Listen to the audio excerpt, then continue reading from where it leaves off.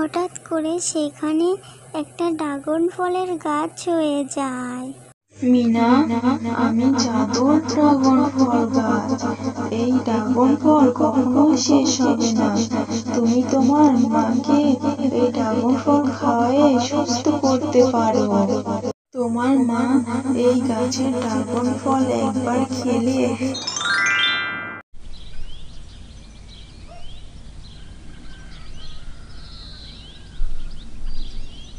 মিনা, আমি কাজে যাচ্ছি মা। আমার শরীরটা ভীষণ খারাপ। তুই কোথাও যাস না, আর বাড়িতে যে বাকি কাজগুলো আছে সেইগুলো সেরে ফেলিস তুই। আচ্ছা ঠিক আছে মা, বাড়িতে যে কাজগুলো আছে আমি সব সেরে রেখে দিব, তুমি নিশ্চিন্তে যাও। মা, তোমার তো শরীরটা অনেক খারাপ, তাহলে তুমি কাজে যাচ্ছ কেন? আর ডক্টর আঙ্কেল তো বলেছে তোমাকে বাড়িতে রেস্ট করতে, তাহলে তুমি কাজে যাচ্ছ কেন? তুমি কাজে যেও না মা। আমি কাজে না গেলে সংসারটা কি করে চলবে রে মা? আর এখন একটু শরীরটা ভালোই তো লাগছে, তাই জন্যই যাচ্ছি। আমার কিছুই হবে না রে মা, তুই চিন্তা করিস না। তুই শুধু বাড়ির কাজগুলো করে রাখিস। আমার জন্য তোর এত চিন্তা করতে হবে না রে মা। মা, তুমি তাহলে আমাকে তোমার সাথে নিয়ে চলো। বাঘিনী কাকিমার বাড়িতে যত কাজ আছে সব কাজ আমি করে দিব, তোমাকে আর কষ্ট করতে হবে না মা। পাগলি মেয়ে আমার, তুই কি এত ভারী ভারী কাজ করতে পারবি? আমার কিছুই হবে না, আমি সব করতে পারবো। তুই আমার জন্য চিন্তা করিস না রে মা, তুই তোর নিজের খেয়াল রাখিস। আমি তাহলে এখন আসি, না হলে বাঘিনীর বাড়িতে যেতে দেরি হয়ে যাবে।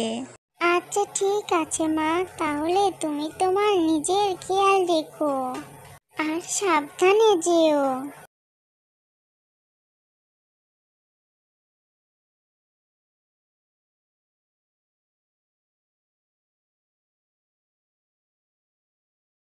কি রে শেফালি, তুই আজকে এত দেরি করে কাজে আসলি কেন?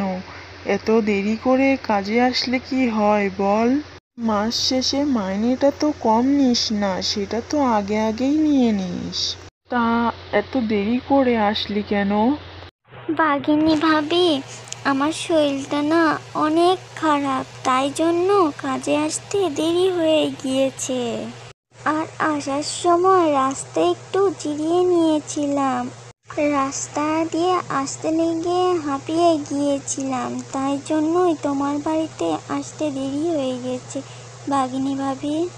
আপনি চিন্তা করবেন না বাঘিনী ভাবি, আমি আপনার সব কাজ করে দিব এখনই। রোজ রোজ এই অসুস্থতার কথা বলে কতদিন আর কাজ ফাঁকি দিবি শেফা? এইভাবে চললে তোকে কিন্তু আমি কাজ থেকে ছাড়িয়ে দিব। তাড়াতাড়ি যা, কাজগুলো সব সেরে ফেলে দে, অনেক বেলা হয়ে গিয়েছে।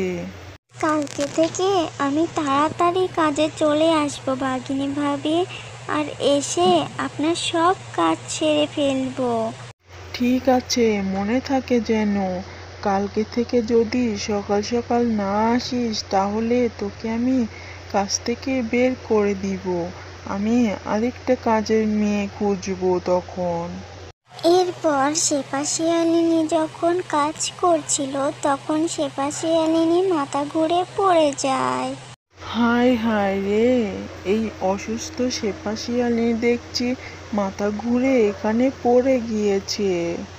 এখন তাড়াতাড়ি শেফা শিয়ালিনীকে ডাক্তারের কাছে নিয়ে যেতে হবে, না হলে আবার অনেক সমস্যা হয়ে যাবে। তারপর বাঘিনী শেফা শিয়ালিনীকে ডক্টরের কাছে নিয়ে যায়।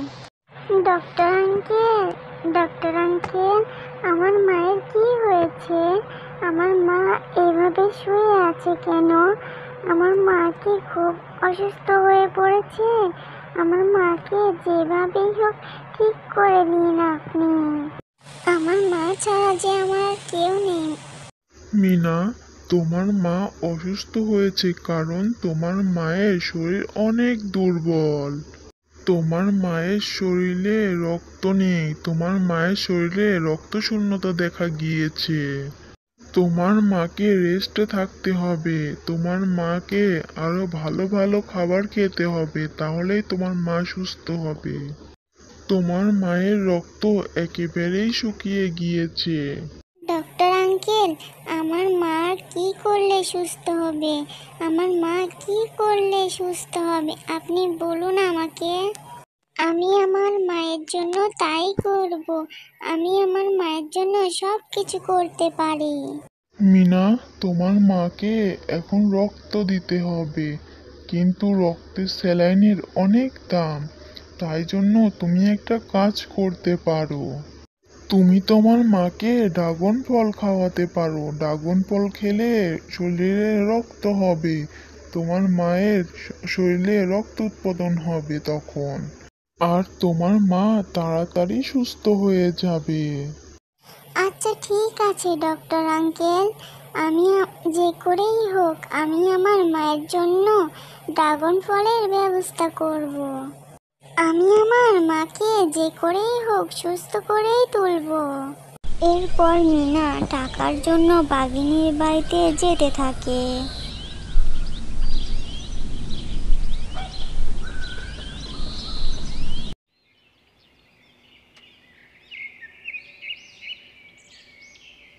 বাঘিনী কাকিমা, আমার মা অনেক অসুস্থ, আপনি তো জানেনই সব কিছু। আমার মাকে বাঁচাতে হলে অনেক টাকা লাগবে। আমার মা তো আপনার বাড়িতে কাজ করে। বাঘিনী কাকিমা, আপনি আমাকে কিছু টাকা দেন না, আমি আমার মায়ের জন্য ওষুধ কিনে নিয়ে যাব। আরে মিনা, আমি তোর মায়ের ওষুধের টাকা কি করে দিব? তোর মা তো ঠিক মতো কাজই করে নাই, শুধু ফাঁকিবাজি করেছে। আর তোর মা সব সময় এসে বলেছে আমার শরীরটা ভালো নয়, আমি অসুস্থ। আর তোর মায়ের পাওনা টাকা তো আমি আগেই দিয়ে দিয়েছি। আমার কাছে তোকে দেওয়ার মতো কোনো টাকা নাই। বাঘিনী কাকিমা, আমাকে কিছু টাকা দিন না, আমি না হয় আপনার বাড়িতে কাজ করে দিব, তাও আমাকে কিছু টাকা দিন না, আমার মায়ের ওষুধ কিনে নিয়ে যেতে হবে। বাঘিনী কাকিমা, আমি আপনার বাড়িতে কাজ করে সব টাকা শোধ করে দিব। না রে মিনা, তুই এখনো বাচ্চা মেয়ে, তুই আমার বাড়িতে কি করে কাজ করবি? তুই আমাদের বাড়িতে কাজ করতে পারবি না। আর আমার কাছে কোনো টাকা নাই, তুই বরং অন্য কোনো জায়গায় দেখ টাকা পাস কিনা।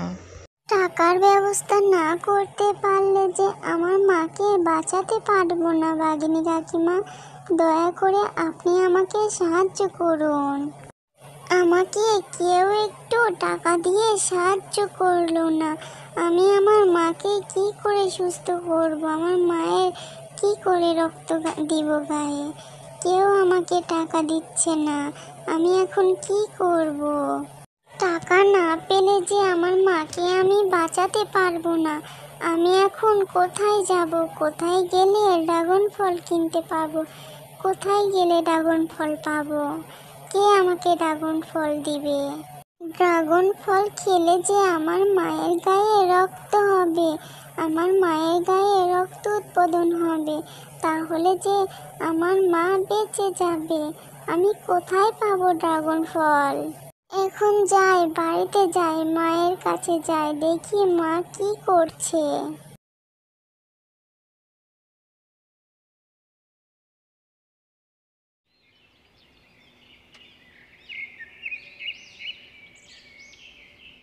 কি রে মিনা, সকাল থেকে তুই কোথায় গিয়েছিলি? তোকে যে সারাদিন কোথাও দেখছি না, তুই সকাল থেকে না খেয়ে কোথায় গিয়েছিলি? এতক্ষণ কোথায় ছিলি মিনা? তোর কি খিদে পায়নি?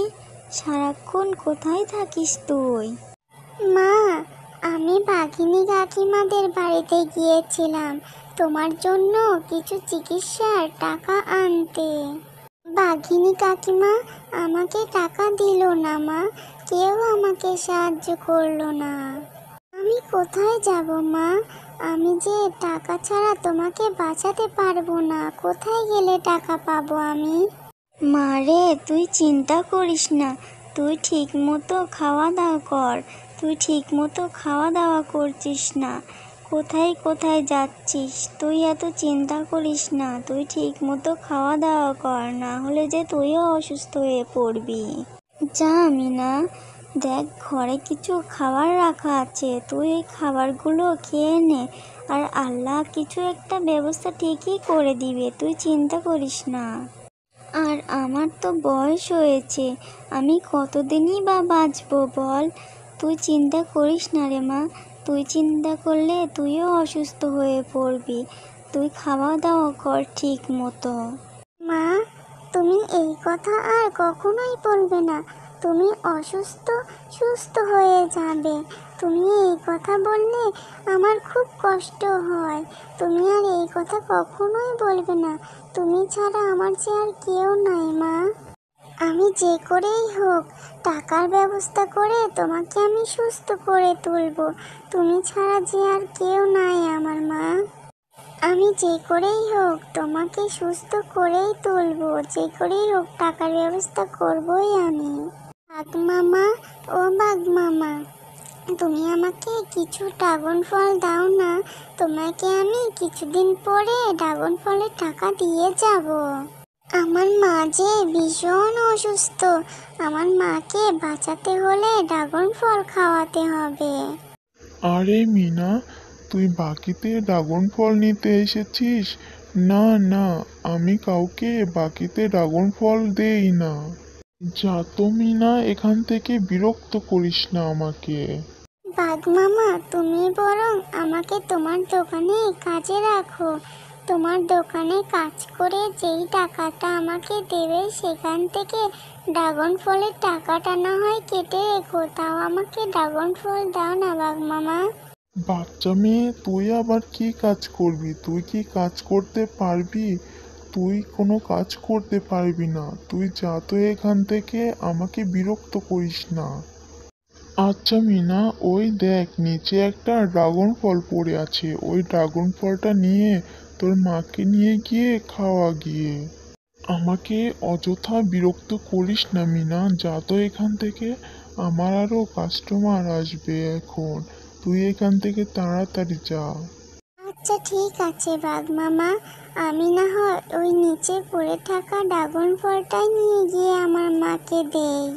আমার মা ওই ড্রাগন ফলটা খেয়ে যদি সুস্থ হয়, তাই আমি এই ড্রাগন ফলটাই নিয়ে যাব। ঠিক আছে মিনা, তুই তাড়াতাড়ি এখান থেকে ওই ড্রাগন ফলটা নিয়ে তুই চলে যা।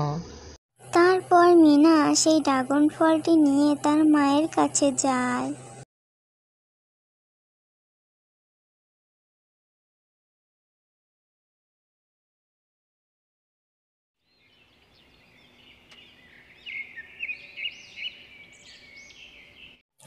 মা, ও মা, দেখো তোমার জন্য আমি ড্রাগন ফল নিয়ে এসেছি।